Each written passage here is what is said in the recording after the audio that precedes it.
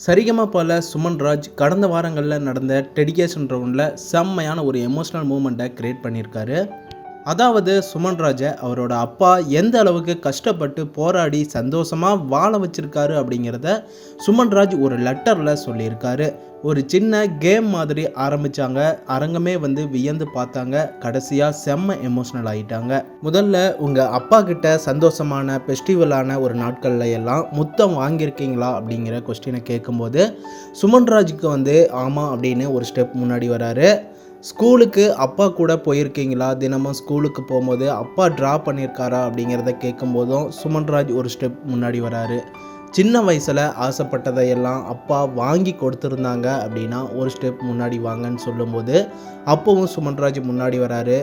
அப்பா வாங்கி கொடுத்த சைக்கிளில் சந்தோஷமாக ஊர் சுற்றி இருக்கீங்களா அப்படின்னு கேட்கும்போதும் ஒரு ஸ்டெப் சுமன்ராஜ் முன்னாடி வராரு.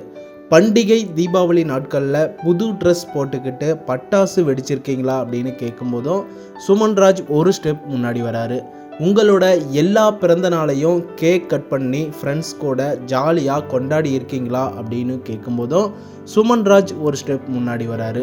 சின்ன வயசில் பண்டிகை நாட்களில் வயிறு நிறைஞ்சி சாப்பிட்டு இருக்கீங்களா அப்படின்னு கேட்கும்போதும் சுமன்ராஜ் ஒரு ஸ்டெப் முன்னாடி வராரு. மேலும் அதுக்கப்புறமா இந்த லெட்டரில் இருக்க எல்லாத்தையும் அவங்க அப்பா கிட்ட உங்களுக்கு நடந்திருக்கா அப்படின்னு கேட்டிருக்காங்க.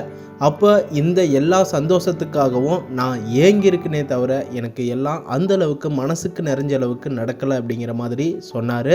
அப்போவே அரங்கத்தில் இருந்த எல்லாரும் செம்மையாக அழுதுட்டாங்க, செம்ம எமோஷ்னல் ஆகிட்டாங்க. மேலும் நான் இப்போ சுமன்ராஜை எந்த அளவுக்கு பார்த்துக்கிறேனோ அதே மாதிரி எங்கள் அப்பா என்ன நல்லா பார்த்துக்கிட்டாரு. மற்றபடி இந்த ஃபெஸ்டிவலான நாட்களில் இந்த ஒரு சந்தோஷத்துக்காக ஏங்கியிருக்க அவ்வளவுதான் அப்படிங்கிற மாதிரி சொன்னார். இந்த லெட்டர் நம்ம அப்பாக்கள் எல்லாத்துக்குமே அது பொருந்தும். கண்டிப்பாக நம்ம அப்பாக்களும் கஷ்டப்பட்டு தான் நம்மளை வளர்த்திருக்காங்க. ஸோ அவங்களுக்காக நம்ம எல்லாரும் ஏதாவது பண்ணணும் அப்படின்னு, எல்லாரும் நல்லபடியாக முன்னேறி வரணும் அப்படின்னு சேனல் சார்பாக எல்லாரையும் என்கரேஜ் பண்ணுறோம்.